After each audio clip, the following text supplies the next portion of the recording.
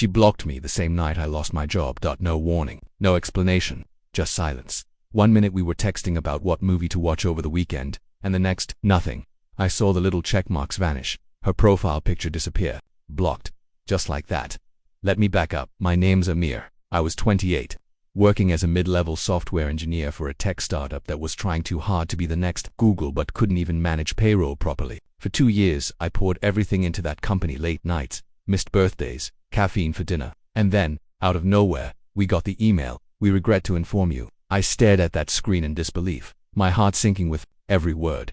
Laid off, no severance, just a weak sorry and a promise that we'd be stronger apart. I remember sitting in my apartment that night, lights off, laptop still open on the coffee table.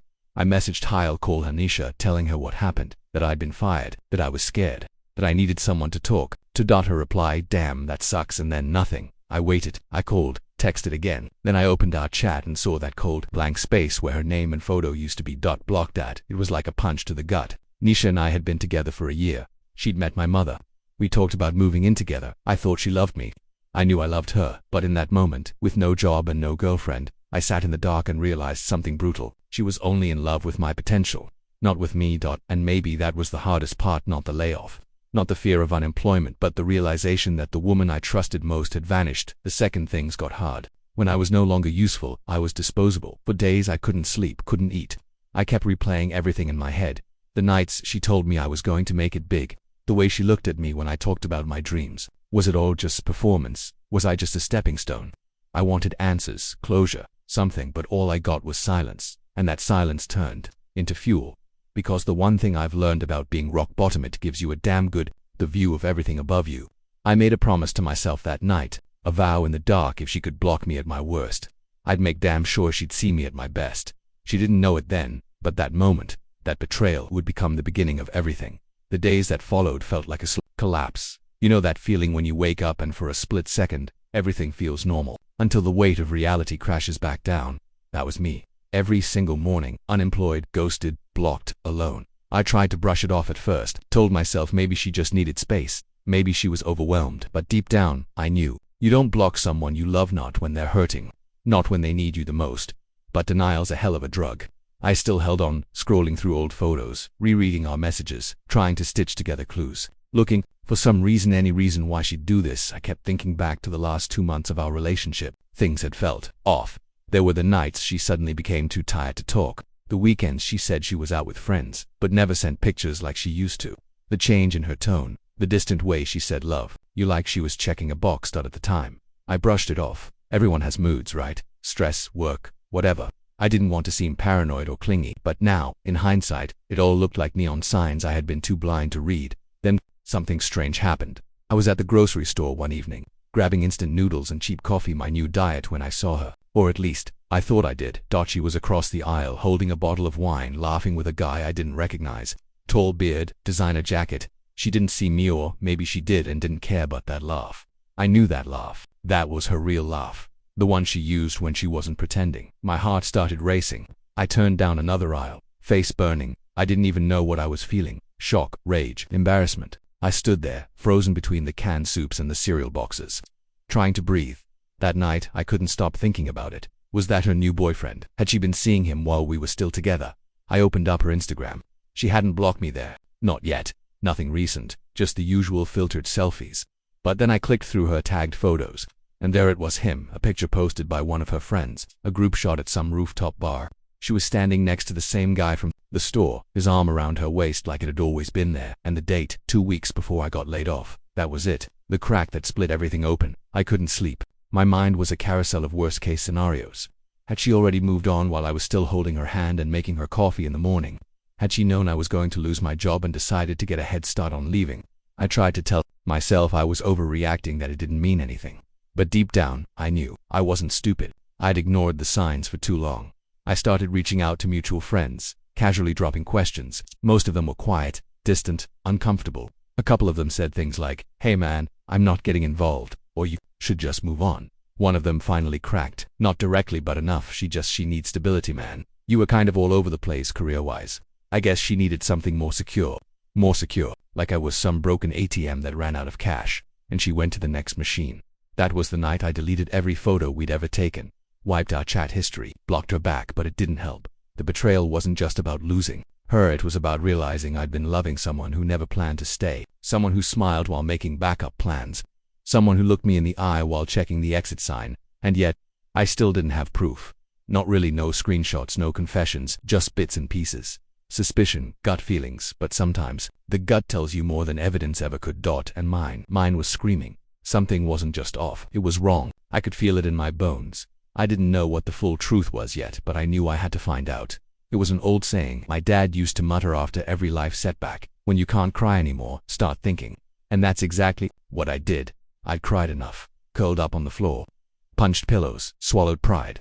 For weeks I'd let grief and anger chew through me like termites in my chest. But that night, after seeing her wrapped around another man in a photo taken before we even broke up, something shifted. I wasn't just hurt anymore. I was done wondering, done waiting, done playing the fool. If I was going to move forward, I needed to know the truth, not just for closure, but for clarity. I couldn't let this thing haunt me with its half-formed shadows and unanswered questions. I needed the full picture, so I started digging.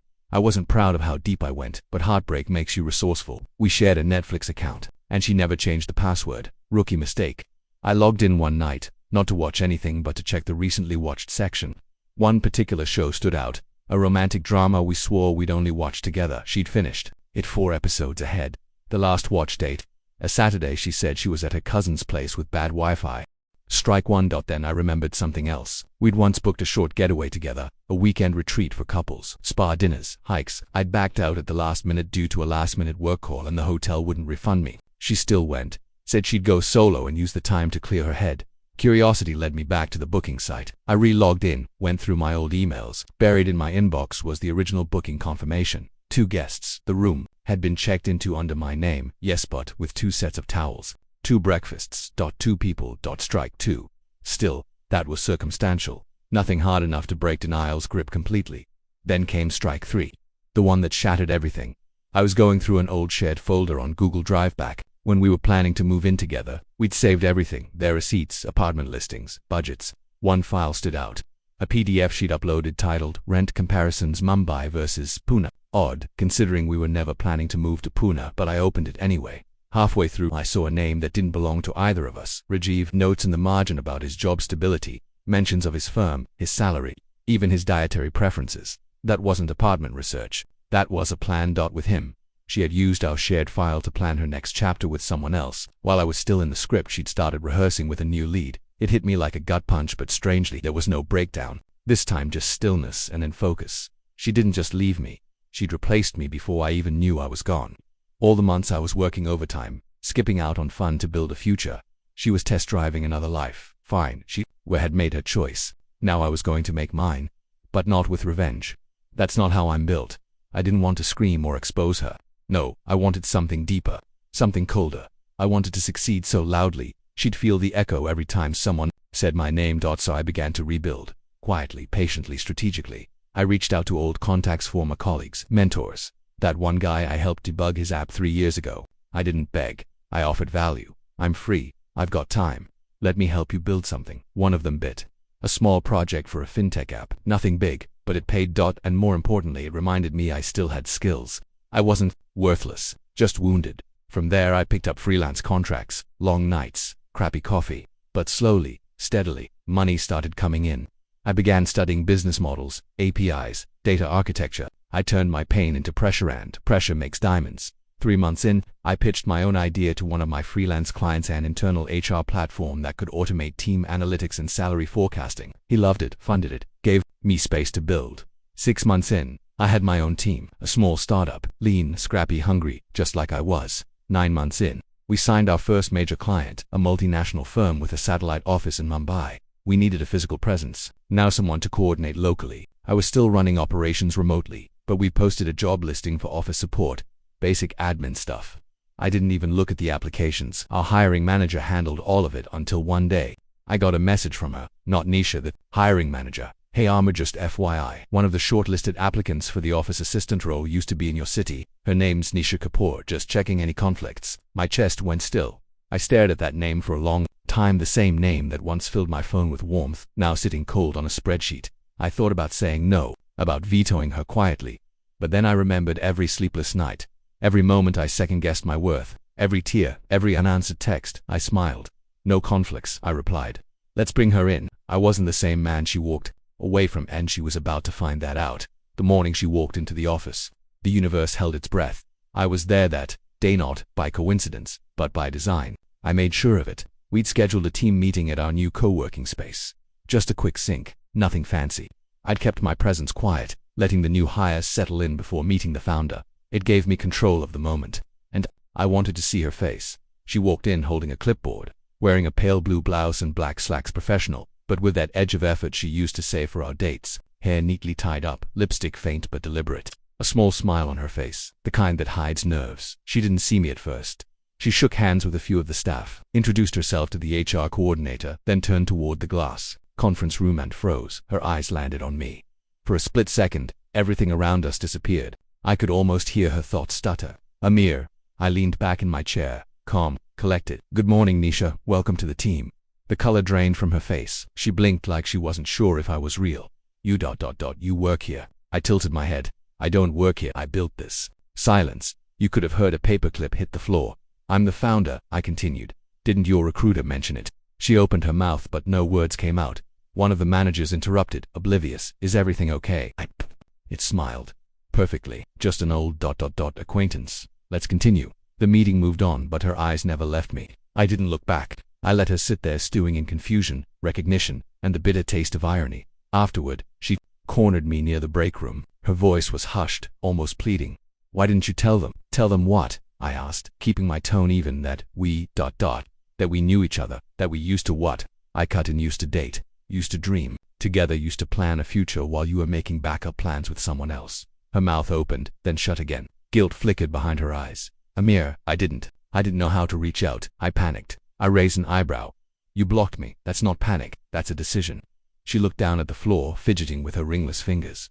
I didn't think you'd ever forgive me, she whispered. I stepped closer, lowering my voice. I didn't forgive you. I outgrew you. She flinched at that. I was drowning, I continued. Laid off, broken, alone. And you didn't just walk away. You ran, replaced me like I was a bad investment. And now you're asking me why I didn't tell people we used to date. She looked like she might cry. And for a brief moment, I saw the girl I used to love, the one who danced barefoot in my apartment, who used to ask me about my code even though she didn't understand it, just to make me feel heard. But that girl didn't exist anymore, or maybe she never did. You wanted stability, I said. You said I was too all over the place. Well, congratulations. You're standing in the middle of what I built from the ground up with no help, no safety net, no you. She looked up, trembling. I never thought I'd see you again, she said quietly, and definitely not like this. I shrugged. Neither did I. Life's funny that way. Then I handed her a folder. What's this? She asked, confused. Your 3-month contract. Starting pay, expectations, and performance metrics. I treat everyone equally here. You'll be held to the same standards as everyone else. She took the folder slowly, her hands shaking. I paused before walking away. And Nisha, don't expect special treatment. You didn't offer me any when I needed it most. I turned and left her standing there, small and quiet in a company I built while crawling through the ruins she left behind. But the story didn't end there. A week later, I called a full team meeting. Just updates, progress reports. Everyone was there, including Nisha, sitting quietly in the back. I walked to the front of the room, pulled up a slide deck and began my talk. Halfway through, I clicked to a slide titled Why We Started. It was just a quote. Success is the best revenge, but silence is the sharpest knife. I let it hang there for a moment. Then, without looking at anyone in particular, I added, this company was born from failure, from rejection, from betrayal, and I want every single person in this room to know, it doesn't matter who doubted you. It doesn't matter who left when things got hard. You don't need to clap back, you just need to climb. Silence. Then applause. I locked eyes with Nisha for a split second. Her face was unreadable, but I didn't need to read it. I'd already turned the page. The atmosphere shifted after that meeting, not just in the room, but in the air between us. Nisha came in the next day, quieter than before. No makeup, no polished corporate mask, just eyes that couldn't meet mine, and a voice that stayed low when she spoke to the rest of the team. Word got around quietly without me saying a thing. I never told anyone the full story, but people are smart. They noticed. One coworker whispered to another, and soon the puzzle pieces started falling into place. She wasn't just the new admin. She was someone who once had front row seats to my struggle and walked out halfway through the show. It wasn't public shaming, I would never allow that. But truth has a way of surfacing without volume. By the end of the second week, she asked to speak with HR, said she needed to step back for personal reasons. I approved it immediately. No resistance, no grudge. just a silent understanding. She was gone by the end of the month. There was no drama, no tearful goodbye. Just a resignation letter on company letterhead and a keycard left on the front desk. And yet even as I watched her walk away for the second time, I didn't feel victorious. Not really, I felt. Still, it was closure, yes, but not the kind I'd imagined when I was lying on my bedroom floor months ago, picturing revenge. It wasn't cinematic. It wasn't triumphant. It was just the end. Like a deep breath after a long storm. But emotions don't follow logic. They don't pack up neatly when the chapter closes. Part of me still remembered the early days, Sunday mornings in bed, late night talks about the future, her hand in mine during monsoon season. Those memories didn't disappear. They just stopped burning.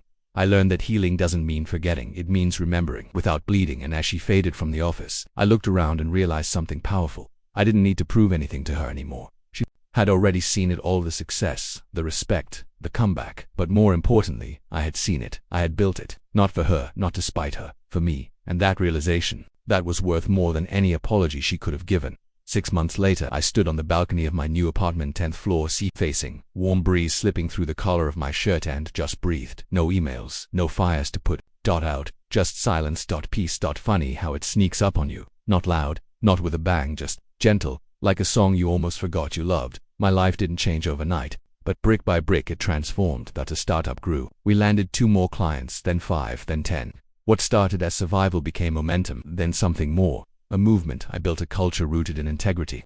We hired people who'd been counted out, single moms, college dropouts, folks from small towns with big ideas, people like me, and they thrived. So did I.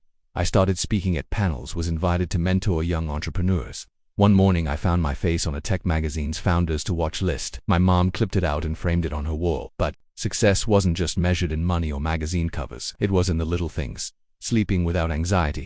Waking up excited again, laughing real laughter with friends over cheap biryani at 1am. Loving my own company. That was the biggest shift. I stopped searching for someone to complete me. I started appreciating the wholeness I'd built within myself. I dated again slowly, carefully. I no longer chased promises wrapped in pretty packaging. I looked for substance, for depth, for treat, someone who'd love me in the trenches, not just on the podium. And I forgave her, not out loud, not for her benefit, but for mine. Forgiveness, I learned, isn't about saying what happened was okay. It's about refusing to carry it anymore, about setting it down and walking away lighter. Because carrying betrayal keeps you tethered to it, and I was done being tied to a past that didn't deserve me. One evening, while cleaning out my digital folders, I found a photo of Usmai and Nisha smiling on a hilltop during a trip to Lonavala. I paused, looking at our young, hopeful faces. I didn't delete it. I didn't keep it either. I just closed the folder. That chapter had already ended. The person I was back then, he was gone. But I didn't mourn him. I honored him. He had to be broken, so I could be rebuilt, and I was rebuilt, and this time on my own terms. So now, when someone asks me what changed, how I went from heartbroken and jobless to building something real, I just smile and say, she blocked me when I lost everything. And then, with peace in my chest and steel in my spine, I add, and that was the beginning of everything. We don't always get to choose the moment our lives change. Sometimes it's not a grand revelation, or some inspiring breakthrough. Sometimes it's a text that never gets answered, a job that vanishes, a silence where there should have been comfort. I used to think betrayal was the worst thing that could happen to a person. Now, I realize it's just a mirror. It shows you who they are, but more importantly, it shows you who you are without them, and that's where the power lies. Didn't get stronger because I wanted revenge. I got stronger because I had no choice, because standing still meant sinking, because if I didn't build something, I was going to be buried under the rubble of what someone else destroyed. Pain is a strange teacher. It strips you bare, but in the absence of everything you thought you needed, it teaches you what truly matters. Character, grit, patience, integrity. Not all storms come to destroy you. Some come to clear the path. And looking back now, I thank her not because I needed her betrayal, but because I needed to wake up, to stop giving my worth to people who only loved me for my potential, to stop shrinking for the comfort of someone who'd never carry my weight when the wind blew hard. If you've ever been where I was in the dark, discarded, doubting your value, I want you to hear this. You are not broken. You are becoming. Let them underestimate you. Let them walk away. Let them choose someone else, then rise anyway. Build quietly, heal slowly. And one day, when the smoke clears and you're standing tall in the life you created with your own hands, they won't just see what you became, they'll see what they lost. Because in the end, true strength isn't loud. It doesn't need to shout, it just shows up, grown, grounded, glowing, and that's the kind of story no one can block.